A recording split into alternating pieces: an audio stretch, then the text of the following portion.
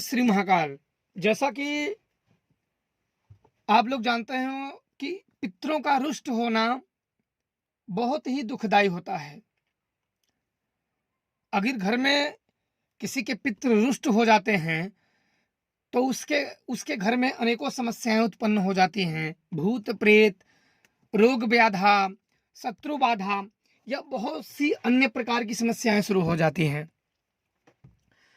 क्योंकि पितृ रुष्ट होने का पग पग पे दंड देते रहते हैं।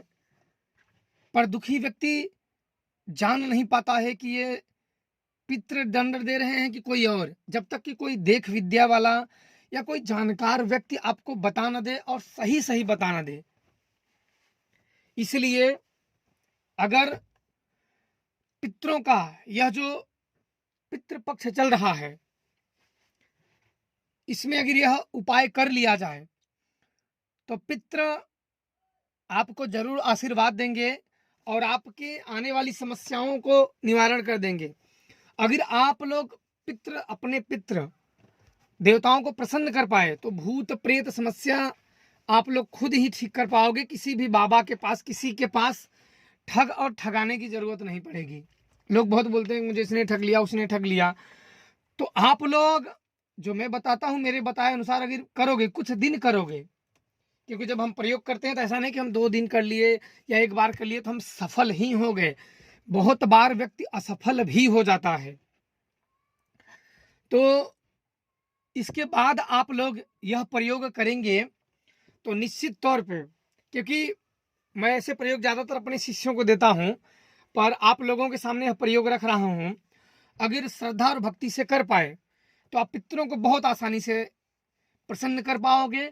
और बाकी अगर ये पितर अगर प्रसन्न हो गए तो बाकी के साधनाओं में भी आप लोग सफल हो सकते हो, जो कि उनका आशीर्वाद अगर प्राप्त हो गया तो सफल हो सकते हो। क्योंकि पितृ हमारे आते हैं पितृ पक्ष में और हम पूजा भी करते हैं, बहुत लोग पूजा पाठ भी करते हैं, लेकिन अगर उचित विधि और उचित ज्ञान ना होने के कारण वह पूजा उन तक नहीं पहुंचता है। जब वह पूजा उन तक नहीं पहुंचता है तो हमें श्राप देकर ही चले जाते हैं, क्योंकि वो हर साल आते हैं अपने पितरों को देखने के लिए, आते हैं। लेकिन वो क्या देखते हैं, लोग अपने कामों में व्यस्त हैं और ओझा या जानकार के लोगों में पड़े हैं, लेकिन अपने पितरों का ना तो सेवा करते हैं, ना तो पूजा पाठ करते हैं, ना तो उन्हें भोग देते हैं, और उनकी आत्मा अतृप्त ही होके इस लोक से चली जाती है। और वो हमें इसके बदले में हमें श्राप दे देती है कि तू दुखी ही रहेगा। क्योंकि जब वो आए, हम अपने जो गोत्र होते हैं, अपने पितृ होते हैं, हम उन्हीं की संपत्ति, चाहे एक घर ही क्यों ना हो, हम उन्हीं के अपने पूर्वजों के ही बसे बसाए घर पे रहते हैं। पर जो हमें वो देखने आते हैं तो हमें वो आशीर्वाद देने ही आते हैं। और आशीर्वाद के बदले पे अगर हम उन्हें कुछ ना दें, उन्हें पूजे ही ना, उन्हें माने ही ना, उन्हें याद ही ना करें, उन्हें उचित भोग और उचित नियम, उचित मार्गदर्शन में ना दे, तो हमें वो क्या देंगे। अगर कोई मेहमान आता है आपके घर में तो आप उसे अगर पेट भर भोजन खिलाते हैं तो आप बहुत पुण्यवान अपने को मानते हैं। यही मानते हो ना कि हम बड़े पुण्य हैं, हमारे घर में अतिथि आए, हम उसकी सेवा किए। तो क्या हमारे घर में जो हमें जन्म दिया है, जो हमारे दादा परदादा पिता, जो हमारी वंश जो पीढ़ियां चली आ रही हैं, जब वो आ रहे हैं, हमारे पितृ आ रहे हैं, तो उनके लिए तो अपनी आंखें बिछाए रखनी चाहिए। पर अफसोस आज की युवा पीढ़ी ये सब का ज्ञान लुप्त होता चला जा रहा है, तो इसलिए इन सब का सही ज्ञान ना होने के कारण थोड़े बहुत पूजा भी दे देते हैं। पर मेन ये होता है कि पूजा आपकी उस देवता तक, पितृ देवता तक पहुंचनी चाहिए। अगर वह पूजा पहुंच गई तो निश्चित तौर पे आपको आशीर्वाद मिलेगा ही मिलेगा। ये मेरा मानना है, मैं लिख के दे सकता हूं कि मिलेगा। लेकिन आपके पूजा में, आपके समर्पण में, आपके बुलावे में इतना प्रभाव होना चाहिए कि आपका उनके पास प्रभाव जाना चाहिए, वो तरीका पता होना चाहिए। और वह तरीका आपको गुरु बताता है, और गुरु भी जानकार होना चाहिए। ऐसा नहीं कि कोई भी गुरु बना लो, उसके शरण में पड़ जाओ। गुरु जानकार होना चाहिए और इन मार्गों का ज्ञान होना चाहिए। तब, और इन मार्गों से गुरु ने वो किया हो। अभी ये कर लोगे, मैं पितृपक्षों में लास्ट समय पे हम लोग पितरों को बिठाने जाएंगे, जरूर आप लोगों को वीडियो बनाएंगे कैसे बिठाए जाते हैं। पर यह क्रिया जो मैं आप लोगों को बता रहा हूँ, ये निश्चित तौर पे आप लोगों को पितरों का आशीर्वाद दिलाएगा। ये वो क्रिया है जो आज तक कभी भी असफल नहीं हुआ, पर सच्चे मन से आपको करना है। मंत्र आप लोग ध्यान से सुन लीजिए और इस मंत्र को लिख लीजिए। ओम देवताभ्यः पितृदेवताय संरक्षणम नमस्तुते। आप लोगों को ध्यान से इसे लिख लेना है। मैं धीरे धीरे बोल दे रहा हूं, आप लोग धीरे लिख लो इसे ताकि याद कर सको। ओम देवताभ्यम पितृदेवताय संरक्षणम नमस्तुते।